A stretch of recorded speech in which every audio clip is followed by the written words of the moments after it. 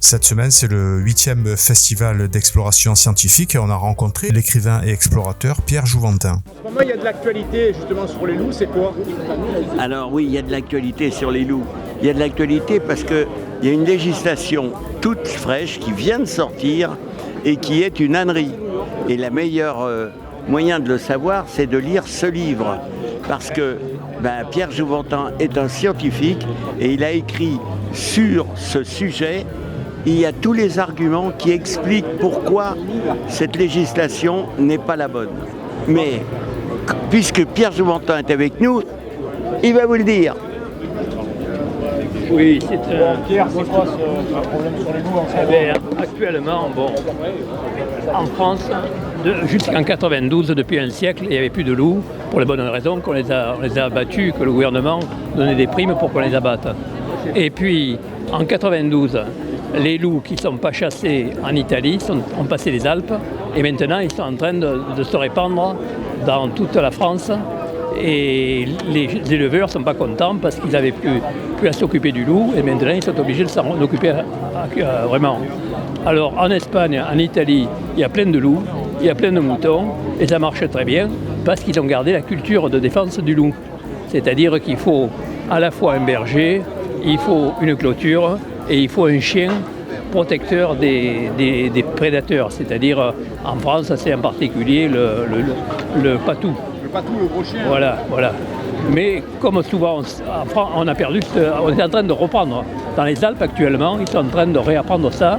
Et il y a beaucoup. C'est la première année où les attaques sur des loups sur les moutons ont baissé. Donc jusqu'à présent, plus on tuait de loups, plus on avait d'attaques sur les moutons. Donc c'est complètement idiot. Et moi j'explique avec les références scientifiques que ça ne peut pas marcher ce truc-là. Ça a été montré. On a suivi avec des émetteurs des loups qui faisaient partie de groupes de meutes qui avaient été attaqués, qui avaient été tués par des chasseurs. Et quand on tue en priorité les dominants, c'est-à-dire le couple dominant, mais quand le couple dominant est éliminé, les autres, les jeunes, deviennent adultes, sont plus castrés psychologiquement, et là ils partent partout dans la France ou en Italie ou n'importe où. C'est ça pourquoi? Parce qu'ils n'ont plus de chef? Parce qu'ils ne sont plus en meute. Quand ils n'ont plus de meute, ils forment une nouvelle meute et ils cherchent à s'accoupler. Avant, ils n'ont pas le droit de se reproduire. Dans une meute de loups, il n'y a que le couple dominant qui se reproduit. Et donc là, on crée exactement l'inverse de ce qu'il faut. Donc moi je dis que le plan loup est une hérésie, une catastrophe. C'est ça, il y a un message à faire passer. Oui.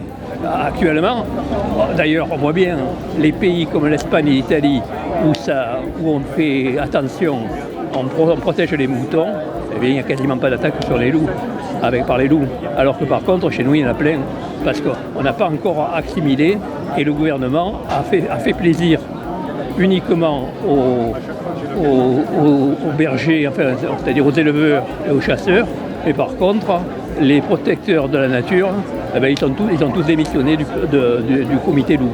Les amis, on espère que vous avez passé un bon moment. N'oubliez pas de partager cette vidéo pour être au courant du prochain reportage. Alors si tu n'es pas encore abonné à la chaîne, je t'invite à activer la petite cloche des notifications et mets tout de suite un pouce bleu pour soutenir la chaîne. Je te remercie et tu peux aussi suivre TVF Sud sur tous les réseaux sociaux, Facebook, Insta, LinkedIn et Twitter, Tumblr. TVF Sud, c'est la chaîne culture qui parle des artistes du cinéma, de la télévision, du théâtre et de la musique. À très bientôt les amis.